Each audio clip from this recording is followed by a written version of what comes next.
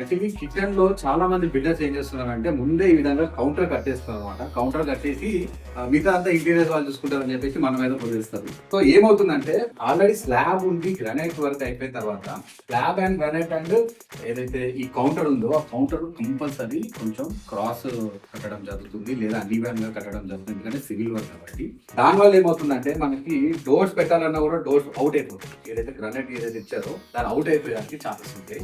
And also చూడండి కింద cutting కూడా ఇచ్చారనమాట. ఎంత 2 ఇంచెస్ కటింగ్ కూడా ఇచ్చారు, టైల్స్ కటింగ్ ఇచ్చారు చూడండి. ఈ 2 ఇంచెస్ కటింగ్ కూడా లెవెల్ లేదు చూడండి. మనం లెవెల్ చేసేసాం వర్క్, మనం ఎంత లెవెల్ చేసినా కూడా ఇక్కడ కటింగ్ అవుట్ అవుతున్నాం. దీనివల్ల ఏంటంటే ప్రాపర్ 100% మోడల్ ఫినిష్ కావాలన్నమాట.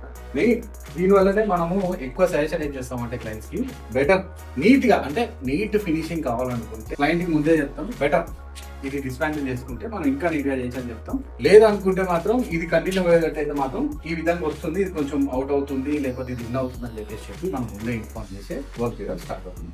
ఇప్పుడు ఇక్కడ డోర్స్ కానీ వీటి షట్టర్స్ ఎలా వస్తాయంటే వీటి పైనుంచి వస్తాయి అనమాట. సో వీటి పైనుంచి రావడంతో మనం ఈ గ్యాప్ కూడా ఇక్కడ వదిలేయడం జరుగుతుంది.